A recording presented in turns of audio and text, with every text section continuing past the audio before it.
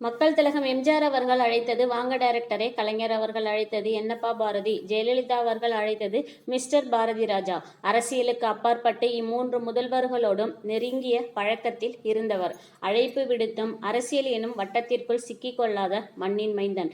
அல்லி நகரத்து சின்னசாமி, என் இனிய தமிழ் மக்களே என்ற குரலால் அனைவரையும் கவர்ந்தவர். சினிமா மீது கொண்ட காதலால் அரசு வேலையை உதறிவிட்டு சென்னைக்கு வந்தபோது உறவினர்கள் பலரும் எதிர்ப்பு தெரிவித்த நிலையில் அம்மா மட்டும் ஆசீர்வாதம் செய்து அனுப்பி வைத்தாராம். பெரிய குடும்பத்தில் 1941 5வது மகன், 2 அக்கா 2 அண்ணன், ஒரு தம்பி ஒரு தங்கை. பெரிய மாயத்தேவர் மற்றும் கருத்தம்மாவின் மகன். தமிழ் சினிமாவில் கிராமத்து வாசனை மாறாமல் நம்மை கிறங்கடித்தவர். சிறு வயது முதலே புத்தகம் படிக்கும் பழக்கமும் வேட்டைக்கு செல்வதிலும் ஆர்வம் உடையவராம். புத்தகம் படிக்கும் பழக்கமே நாடகம் எழுதுவது, இயக்குவது, நடிப்பதில் ஆர்வம். இதன் மறு உருவமாய் எழுத்தின் வடிவத்தில் அதிகாரம், ஊர் சிரிக்கிறது, சும்மா ஒரு கதை நாடகங்களை எழுதி உருவாக்கியதுடன் ஊர் திருவிழா மேடைகளிலும் அரங்கேற்றமும் செய்தவர். 5வது அரசாலம் என்பதற்கு இவரும் ஒரு சாட்சி. தமிழக திரைப்படத்துறையில் இன்றளவும் தயாரிப்பாளர், நடிகர் என பயணம் நீள்கிறது. 75 ரூபாய் சம்பளத்தில் சுகாதார ஆய்வாளர் வேலையை விட்டுவிட்டு சென்னை வந்த பிறகு கிடைக்கும் சின்ன சின்ன வேலைகளை செய்து டிராமா குரூப்பிலும் தனது திறமையை நிரூபித்த பிறகுதான் இந்திய திரைப்படங்களின் கடவுள் என்று அழைக்கப்படும் புட்டண்ணா கனகலிடம் உதவி இயக்குனராக பாரதி ராஜா அவர்கள் திரைப்படத்துறையின் நுணுக்கங்களை கற்று முதற்படமான 16 வயதினிலே படத்திற்கு திரைக்கதை எழுதி இயக்கியிருந்தார். இதற்கு முன்பே இயக்குனர் பி. புல்லையாவிடம் உதவி இயக்குனராகவும் பணியாற்றியவர். திரைப்படத்துறையில் பழைய நடைமுறைகள் அனைத்தும் களையப்பட்டு சினிமா துறையில் புதிய உத்திகளை வகுத்தவர் பாரதி ராஜா அவர்கள். 16 வயதிலே தமிழ் திரைப்படத்துறையின் வரலாற்று பொக்கிஷம் என்றே இன்றளவும் சொல்லப்படுகிறது. இப்படம் தெலுங்கு மற்றும் ஹிந்தியிலும் ரீமேக்கானது. 16 வயதினிலே திரைப்படம் ஹிந்தி ரீமேக்கின் வழியேதான் ஸ்ரீதேவி அவர்கள் ஹிந்தியிலும் அறிமுகமானார். இப்படத்தை பற்றி மண்ணின் மைந்தன் அவர்கள் கூறுவது, இப்படம் தேசிய திரைப்பட மேம்பாட்டுக் கழகத்தின் உதவியுடன் தயாரிக்கப்பட்ட ஒரு கருப்பு வெள்ளை கலைப்படமாக இருக்க வேண்டியது. ஆனால் வணிக ரீதியாக வெற்றிகரமான வண்ண திரைப்படமாகவும் பல முக்கியமானவர்களின் வாழ்க்கைக்கு தொடக்கமாகவும் அமைந்தது 16 வயதினிலே படம் என்கிறார். இவரின் அதிரடியான மாற்றங்களின் ஒன்று, அரங்கத்திற்குள் எடுக்கப்பட்டு வந்த திரைப்படங்களை வெளிப்புற படப்பிடிப்பிற்கு மாற்றம் செய்தது, கிராமப்புற அழகை ரசிகர்களுக்கு அறிமுகப்படுத்தியதும் என்ற பெருமை பாரதி ராஜா அவர்களையே சேரும்.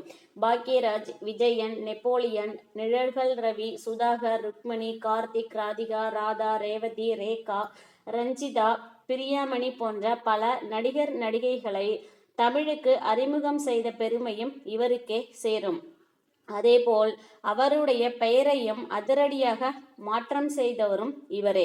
ஆனால் பிரியாமணி அவர்களை நடிக்க வைக்க ஒப்பந்தம் செய்த போது பாரதி ராஜா அவர்களிடம் கேட்டது, சார், இந்த பெயர் மாற்றம் பற்றி கேட்டபோது வேண்டாம் என்று சொல்லி, உங்க அம்மா அப்பா வச்ச பேரை மாற்ற எனக்கு என்ன உரிமை இருக்கு, வேண்டாம் என்று சொல்லிவிட்டாராம் பாரதி ராஜா அவர்கள்.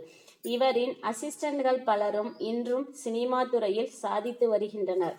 பிறகு கிழக்கு சீமையிலே கிழக்கே போகும் ரயில், மண்வாசனை, அலைகள் ஓய்வதில்லை, ஒரு கைதியின் டைரி, கடலோர கவிதைகள், கேப்டன் மகள், டிக் டிக் டிக், புதுநெல்லு புதுநாத்து, புதுமை பெண், முதல் மரியாதை, நிழல்கள், நாடோடி தென்றல், வேதம் புதிது போன்று 30ற்கும் மேற்பட்ட திரைப்படங்களை இயக்கியும் அப்போதும் சில படங்களிலும் இப்பொழுதும் பல படங்களில் தாத்தா தந்தை ரோல்களிலும் நடித்து வருகிறார். கிராமத்து படங்கள் தான் பாரதி ராஜாவிற்கு வரும் என்று கிண்டல் செய்த போது நகர வாழ்க்கை நரகம் என்பதை உணர்த்திய படம்தான் சிகப்பு ரோஜாக்கள். வெற்றி வாகை சூடிய படம் 1995. கருத்தம்மா, இது அவரின் தாயாரின் பெயரில் எடுக்கப்பட்ட படம். பெண்களின் அவலங்களை காட்டிய படம். தேசிய விருது பெற்றபோது தன் தாயையே அழைத்து வந்து மேடையில் விருது வாங்க செய்தவர் பாரதி ராஜா. அந்த விருதை கைகளில் வாங்கிய பாரதி ராஜா அவர்களின் தாய் கருத்தம்மா அவர்கள் மிகவும் உணர்ச்சி வசப்பட்டு கண்கலங்கியதோடு தனது மகனை மிகவும் பெருமையோடு பார்த்தாராம். தமிழ், தெலுங்கு, ஹிந்தி போன்ற மொழிகளில் இவர் இயக்கிய படங்களை கவனித்தால் தெரியுமாம். படங்களை இயக்கிய பாணி ஒரு உண்மையான கதையை மையமாகவே கொண்டதாகவும் கருதப்படுகிறது. மற்ற டைரக்டர்களை சார் என்று அழைத்த போதும் பாரதிராஜா அவர்களை மட்டும் டைரக்டரே என்று மரியாதையுடன் அழைப்பதுண்டாம். அந்த அளவுக்கு மரியாதை மிக்க மனிதராகவே வாழ்கிறார் பாரதிராஜா அவர்கள். சென்னையில் ஆரம்பத்தில் சேர்ந்து தங்கியிருந்தவர்கள்தான் இளையராஜா, கங்கை அமரன், பாரதிராஜா ஆகியோர்களின் பயணம் ஒரு சின்ன வீட்டில் இருந்தே ஆரம்பமானதாம். இசையமைப்பாளர் இளையராஜா அவர்களுடன் இணைந்து மறக்க முடியாத பல பாடல்களை தந்தவர்கள். முதல் மரியாதை, அலைகள் ஓய்வதில்லை, மண்வாசனை போன்ற பல படங்கள் இதில் அடங்கும். ரஷ்யா, அமெரிக்கா போன்ற நாடுகள் அழைத்ததன் பெயரில் சினிமா பற்றி வகுப்பெடுத்து உரையாடி வந்தவர் இந்த மண்ணின் மைந்தன் பாசக்கார பாரதிராஜா அவர்கள். அவருக்கு மிகவும் நெருக்கமான நண்பர்களுக்கு மட்டுமே தெரியுமாம் அவர் சிறந்த ஓவியர் என்று. பல சமயங்களில் காட்சி அமைப்புகளை வரைந்து வைத்ததும் உண்டாம். அதுபோல் 1000 தாமரை மொட்டுக்களே பாடல் காட்சியில் 360 டிகிரி கோணத்தில் நாயகனையும் நாயகியையும் சுற்றி வர வேண்டுமாம். தொழில்நுட்ப வளர்ச்சி இல்லா காலத்திலேயே இரு உதவி இயக்குநர்களின் தோளில் கேமராமேன் அமர்ந்து இருவரையும் சுற்றி வந்து அந்த காட்சியை படம் பிடித்து இருக்கிறார்கள் பாரதிராஜா அவர்கள். இவரின் படங்களில் மிகவும் வித்தியாசமான காதல் கதை களம் கொண்ட படம் என்றால் அது முதல் மரியாதை தான். இன்றும் அது பலரின் ஃபேவரைட் படம் தான். எத்தனை முறை பார்த்தாலும் சலிக்காத படம். அப்படத்தின் பாடல்களும் அப்படித்தான். பாரதிராஜா அவர்களுக்கு பிடித்த நடிகர் என்றால் அது சிவாஜி கணேசன் அவர்கள் தானாம். தற்போது ஆல் டைம் ஃபேவரட் நடிகர் என்றால் அது கமல்ஹாசன் அவர்களாம். இயல்பான மனிதர்களை கூர்ந்து கவனித்து அவரின் நடை, உடை, பாவனைகளை கவனித்து காட்சிப்படுத்துவது இவரின் சிறப்பு என்கிறார் இயக்குனர் நிர்மல்குமார் அவர்கள். அவர் இயக்கும் நானா படத்திலும் நடிக்கிறார் பாரதிராஜா அவர்கள். 1986 தாஷ்கண்ட் படவிழாவில் முதல் மரியாதை படம் திரையிடப்பட்டதாம். சப்டைட்டில் போடப்பட்டும் அந்த படத்தின் வசனங்களை புரிந்து கொள்ள சிரமப்பட்டார்களாம் அப்பகுதி மக்கள். அவ்விழாவிற்கு சென்றிருந்த ராஜ்கபூர் அவர்கள் ரஷ்ய மொழியில் முழுக்க ரன்னிங் கமெண்டரி கொடுத்தது அவரை மக்கள் பாராட்டி கரவொலியும் எழுப்பினார்களாம். பாரதிராஜா அவர்களை பாராட்டிய போது ஆனந்த கண்ணீரில் முழுகினாராம் பாரதிராஜா அவர்கள்.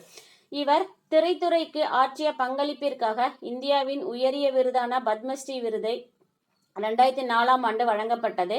ஆனால் அவர் அவ்விருதை பெற்றுக்கொள்ளாமல் திருப்பி அனுப்பினார். மேலும் 6 முறை தேசிய விருதுகள், 3 முறை தமிழ்நாடு மாநில விருதுகள், பிலிம்பேர் விருது, கலைமாமணி விருது என்று பல விருதுகளை பெற்றவர். கிழக்கே போகும் ரயில் திரைப்படத்திற்காக 1988 பிலிம்பேர் விருது பெற்றார். 16 வயதினிலே புதிய வார்ப்புகள், அலைகள் ஓய்வதில்லை, ஈரநிலம், தமிழ்நாடு அரசின் மாநில விருதும் கலைமாமணி விருதும் பெற்றது இப்படங்கள். சீதா கோகே சிலுகா, முதல் மரியாதை, கருத்தம்மா, அந்திமந்தாரை, கடல் பூக்கள் படத்திற்காக தேசிய விருதும் பெற்றார் பாரதிராஜா அவர்கள். சீதா கோகா சிலுகா, முதல் மரியாதை, கருத்தம்மா, அந்திமந்தாரை, கடல் பூக்கள் படத்திற்காகவும் தேசிய விருதும் பெற்ற பெருமை இவருக்கு உண்டு. இதில் சீதா கோகா சிலுகா திரைப்படத்திற்காக 1981 ஆந்திர பிரதேச அரசிடமிருந்து நந்தி விருதையும் பெற்றார் பாரதிராஜா அவர்கள். திருச்சிற்றம்பலம் கதையை எழுதும் பொழுதே தாத்தா ரோலிற்கு பாரதிராஜா அவர்கள் என்று முடிவு செய்து எழுதிவிட்டுதான் அவரிடம் பயத்துடன் சென்று கேட்டபொழுது ஒத்துக்கொண்டு நடிக்க வந்துவிட்டாராம். ஒரு கலைஞனால் அவர்களின் செயல்பாடுகளில் இருந்து எளிதில் வெளியே வர முடியாது என்பதற்கு இவரே சிறந்த உதாரணம். விருதுகள் பெறக்கூடிய பல படங்களை தமிழ் சினிமாவிற்கு தந்து தற்பொழுதும் மாடர்ன் லவ் என்ற வெப் சீரிஸில் பறவைகள் கூட்டில் வாழும் மான்கள் என்ற பகுதியை இயக்கி இருக்கிறார். சமீபத்தில் தனது 83வது பிறந்த நாளை கொண்டாடிய இயக்குனர் இமயம் பாரதிராஜா அவர்களுக்கு பல திரைப்பிரபலங்களும் ரசிகர்களும் பிறந்தநாள் வாழ்த்து தெரிவித்தனர். கமல்ஹாசன் அவர்கள் வாழ்த்திய பொழுது, கிராமத்து குழந்தையாக உலகை பார்த்தவர், கிராமங்களை இந்த உலகத்திற்கு காட்டினார். இனிய தமிழ் மக்களில் இருந்து அனைத்து தரப்பு சினிமா ரசிகர் மனதின் செல்ல பிரதேசங்களிலும் தனது திரைப்படங்களால் இடம் பிடித்த பாரதிராஜா அவர்களுக்கு பிரியத்தோடு பிறந்தநாள் வாழ்த்து என்று தெரிவித்திருந்தார். பாசத்திற்குரிய உங்கள் பாரதிராஜா பேசுகிறேன் என்ற தனது குரலால் நம்மை ஆட்கொண்டவர். எனது அம்மா நான் சிறு வயதில் இருக்கும் பொழுது குளிக்க வச்சு சாப்பாடு ஊட்டிவிட்டு என்னென்ன பணிவிடை செய்தார்களோ அதையே அம்மா படுக்கையில் கிடந்தபோது நான் அவற்றை செய்து பெற்ற கடனை நிறைவேற்றினேன் என்றார் பாரதிராஜா அவர்கள். பள்ளி பருவ நாட்களில் நான் கதாநாயகன் உட்பட பல்வேறு கதாபாத்திரங்களில் நடித்தபோது வசனம் எழுதி தொகுத்து கொடுத்து இருக்கிறேன். என்னுடைய செயல்பாடுகளை கவனித்த ஆசிரியர், நீ வருங்காலத்தில் பெரிய ஆளாய் வருவாய் என்றாராம்.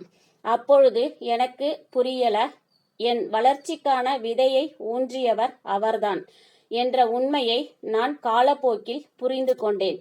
எனவே ஆசிரியர்களின் வழிகாட்டுதல்களை கடைபிடிக்கும் மாணவர்களால் மட்டுமே இந்த சமுதாயத்தில் வியத்தகு மாற்றங்களை ஏற்படுத்த முடியும் என்பதற்கு நானே சிறந்த உதாரணம் என்கிறார் ஒரு பேட்டியில் பாரதிராஜா அவர்கள்.